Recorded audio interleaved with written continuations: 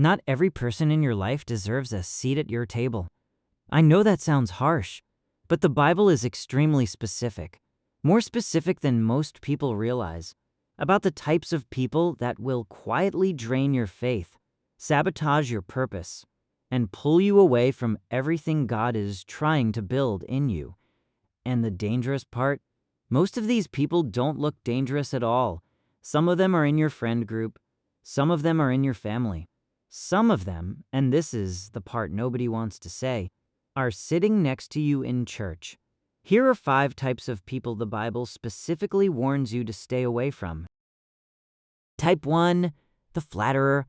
This person always agrees with you, always hypes you up, always tells you, you're right, you're great, your idea is amazing, and it feels good. Until you realize they've never once told you the truth when the truth was hard to hear. Proverbs 29:5 says, a man who flatters his neighbor spreads a net for his feet. A net, something that catches you, something that trips you up. The flatterer isn't your biggest fan. They're the person most likely to watch you walk into a disaster and say nothing.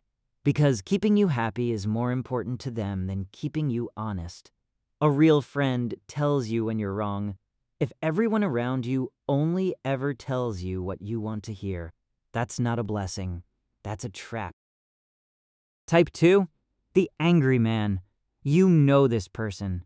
There is always drama around them, always a conflict, always someone who did them wrong, always a situation they're in the middle of that somehow pulls you into. Proverbs 22:24 says, do not make friends with an angry man. Do not associate with someone easily provoked.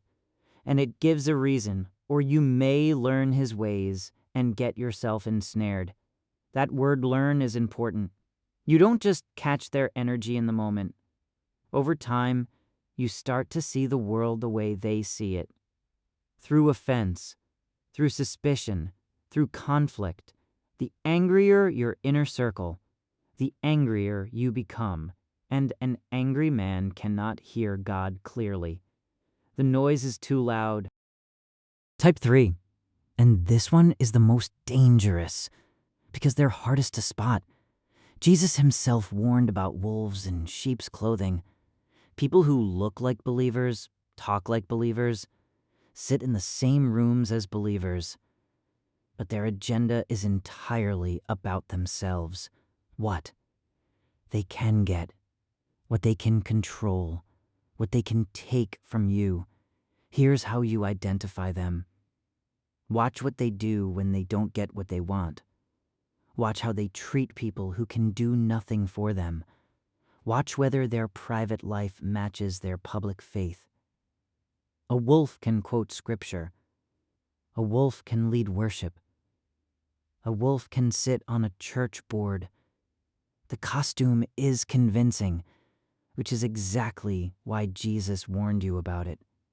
You don't have to be rude to these people, but you don't have to give them access to your life either.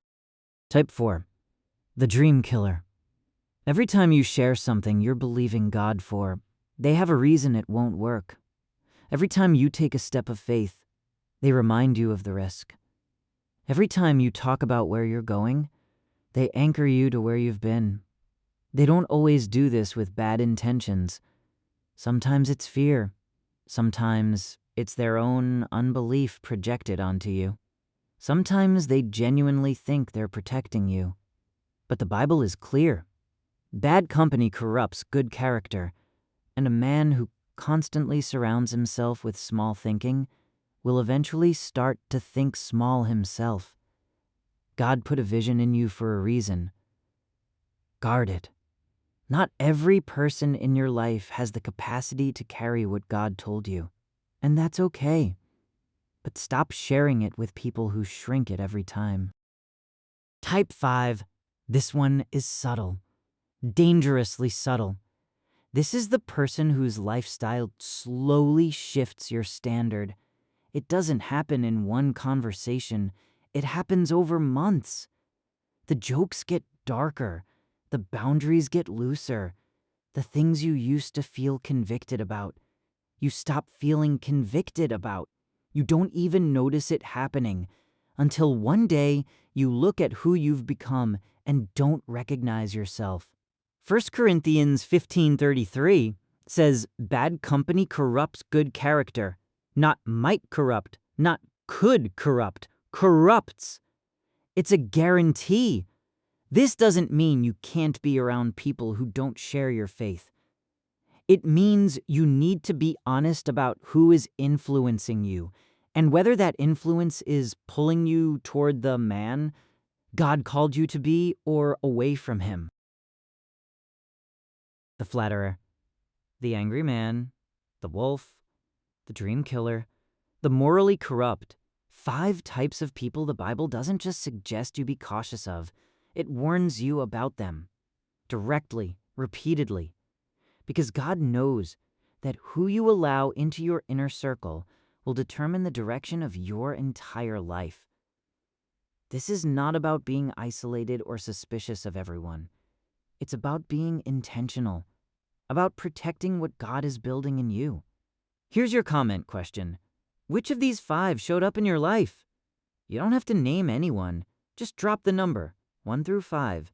And if you know a man who needs to hear this, send it to him today.